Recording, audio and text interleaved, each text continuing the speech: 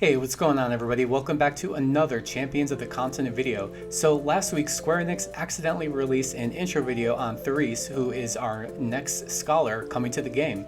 I think it's pretty safe to say that she's coming sooner rather than later. I wouldn't be surprised if she dropped tomorrow or Wednesday, whenever they normally drop characters, but let's get into this video on Should You Pull. So taking a look at her stats at max, she compares pretty much to Sophia in terms of stats, which we'll cover a little bit later, but arguably she is pretty average for a 5-star scholar that we currently have in this early part of the game. So looking at her skills and passives, as you can see, she is a lightning magic user, but her specialization is AoE. All of her attacks, or almost all of her attacks rather, are that AoE. She's got a tomb AoE and a tomb single target. One is 2 times, one is 1 time, so they're pretty, in my opinion, ineffective. But if you're going to use one, I would use the AoE because it inflicts that 15% lightning defense down, and with her AoE lightning attacks, it's going to power her up even more. And her default attack with revealing 1 to 4 weaknesses of all enemies based on boost level is really good. If you max boost her, then she's going to reveal 4 weaknesses on all enemies. So if you're having trouble figuring out who's weak to what, then she's got you covered with all of that. And I think that comes really particularly into play when you go to a new zone and all the enemies are, you don't know any of their weaknesses. She can just, across the board, get them all figured out for you. So her 1-star passive is at the start of battle, self 30% magic up for 3 turns. 3 turns is nice. It would be, ideal if she could have it for, for like a permanent passive, but it can give you a pretty solid strong start at the beginning of matches. And her 3-star passive is self 30% lightning damage up, so very similar to Sophia's 3-star passive, which is ultimately just going to make her, try and nuke her targets even more. So how does she compare to Sophia?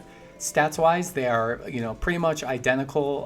There's just very minor differences between all of them. And the pros to Therese is she is a strong lightning magic user and she's a strong AoE attacker. And Sophia is a strong ice magic attacker. She can chip away at ice weaknesses and she has strong single target damage. Another pro for Therese, before I forget, is that revealing weaknesses, and the more you boost, the more weaknesses that you reveal. But the issue with comparing these two is one is lightning and one is ice. So even though their stats are similar and one's an AoE attacker, one is a single target attacker, they have different elements. So, there's only, if an enemy was weak to both lightning and ice, then bringing them both is a really strong option.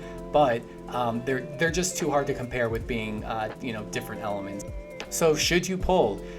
Maybe, if you need a lightning user, then go for it. If you like her sprite and her artwork, if you do her traveler quest and you like it, then yeah, go for it. But this is a difficult one to say because she's limited to lightning attacks and her tomb attacks are, really like nothing special. I'm not going to be pulling because I have Theo's lightning magic, and I feel like, with Cyrus in the future and all these other characters, that are coming, I don't want to waste my rubies, and I think it would be a waste. I hate to say it, but yeah, and her reveal default is really tempting, but so many 4 stars have a passive that reveals weaknesses, even if it's just one.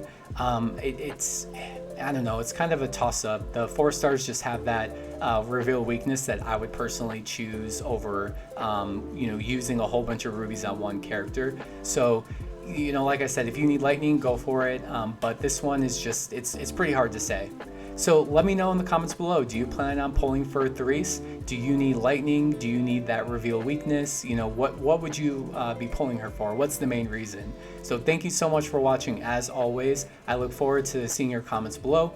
Don't forget to like and subscribe, and I will see you in the next one. Peace.